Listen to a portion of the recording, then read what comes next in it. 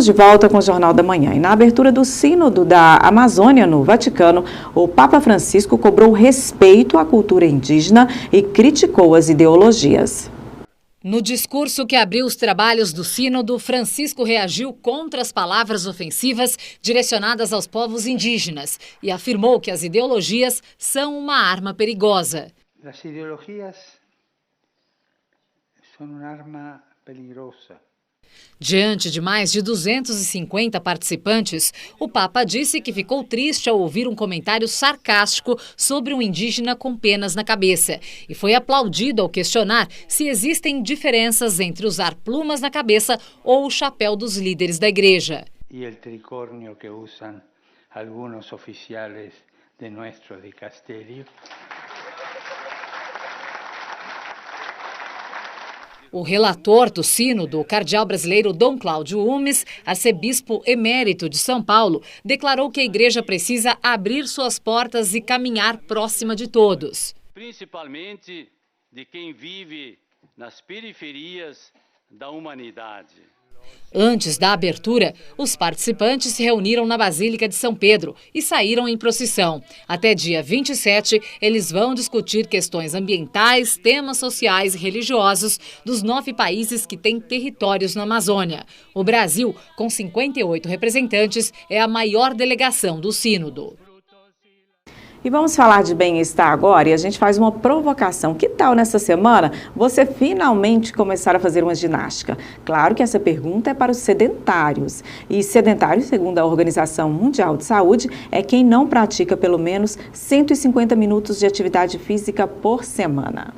Voltar aos treinos pode ser um pouco difícil nos primeiros dias, como é o caso do Luiz, que ficou parado por vários meses. A vida sedentária para ele agora já é passado. Quando a gente fica, que seja 3, 4 meses parado, a gente sente muito, eu pelo menos senti muito indisposição e cansaço, né? Então, agora que eu voltei musculação, que eu faço spinning também, o fôlego, né? O pique da gente é outro. A rotina de trabalho do Luiz não exige muitos movimentos do corpo. O engenheiro civil revela que fica muitas horas sentado. Por isso, a alternativa foi voltar a se exercitar o quanto antes. Praticamente o dia todo sentado na frente do computador, né? Então, quando a gente sai para fazer uma vistoria ou outra, mas sai e volta e senta de novo. 1 em cada 4 adultos não pode ser considerado praticante de atividade física, diz a Organização Mundial de Saúde, OMS.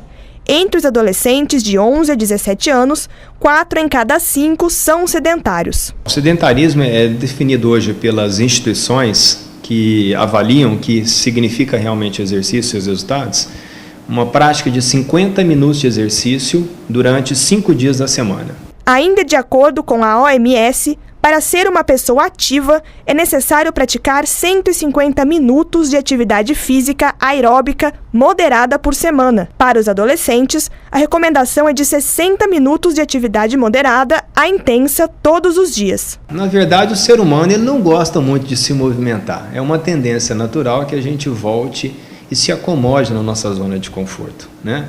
Então a gente movimenta historicamente apenas para obter algum tipo de alimento ou para fugir de um predador ou então para fazer o sexo, alguma coisa para proliferar a sua espécie, algo nesse sentido.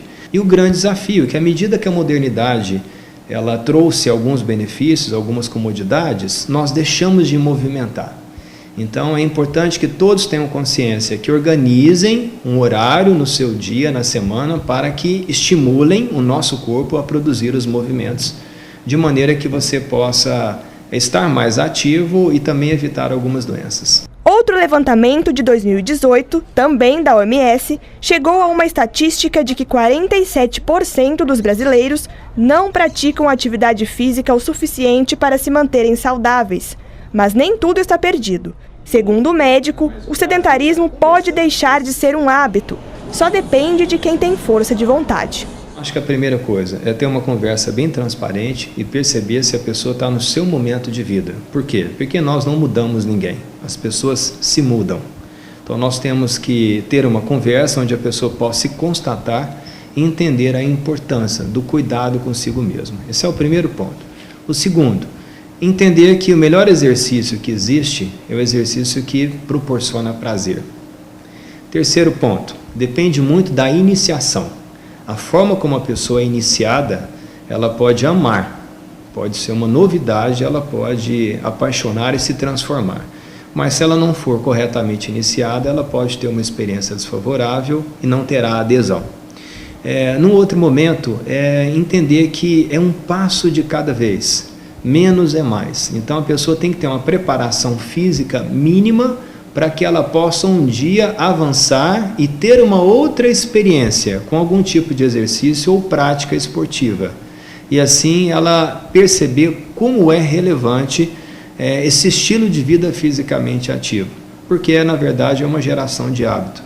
E o grande segredo disso são os resultados advindos desse novo estilo de vida. Então, movimente-se. Todo cidadão brasileiro precisa se inscrever no cadastro de pessoas físicas para obter o CPF. O documento emitido pela Receita Federal é composto por 11 números. Os brasileiros que residem dentro e fora do país devem ficar atentos à situação cadastral do CPF, pois em algumas situações o documento pode ser suspenso, viu? E impossibilitar atos da vida civil. Mas há solução. É o que você vai saber agora no nosso quadro Justiça em Questão. O artigo 12 da Resolução 1548 da Receita Federal afirma: a suspensão do CPF acontecerá quando houver inconsistência cadastral. Traduzindo, um CPF pode ser suspenso se faltar algum dado na base de dados da Receita. Dados como nome da mãe, data de nascimento, naturalidade. Foi o que o Reginaldo descobriu 19 anos depois de se mudar para os Estados Unidos. O documento ficou desatualizado e a transação imobiliária que ele tentou fazer no Brasil foi por água abaixo. O fato do CPF estar suspenso me restringia nesse quesito, de eu não poder executar nenhuma transação no Brasil. Mesmo uma procuração, a procuração que eu havia enviado para o meu pai daqui, ela constava como inválida, porque ela não tinha poder nenhum, porque o meu CPF ele estava como suspenso, inadimplente, né?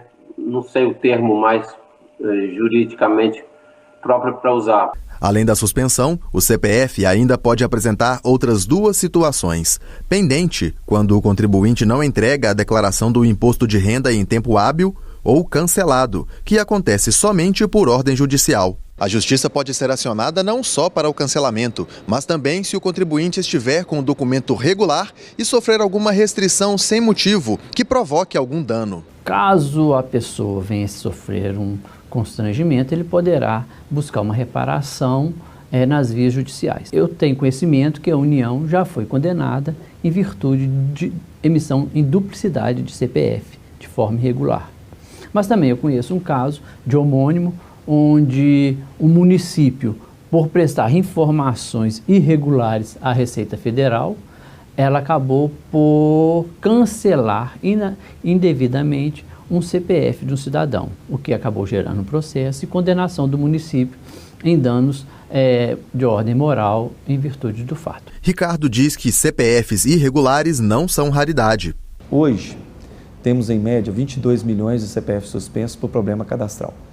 E mais, em média, 735 mil CPFs pendentes de regularização.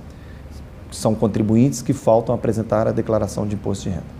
A regularização pode ser feita em agências conveniadas. O contribuinte deverá procurar uma das conveniadas da Receita, que são Banco do Brasil, Caixa e Correios, e se não resolver nos conveniados, será encaminhado à Receita para regularização do seu CPF. Depois de seguir todo o passo a passo, Reginaldo descobriu que o CPF foi reativado e continua com o mesmo número. E agora ficou mais atento à situação dos documentos. Com certeza, como tem aquele velho ditado, né? O cachorro mordido por cobra tem medo de salsicha. Então, a gente acaba aprendendo com os erros, né?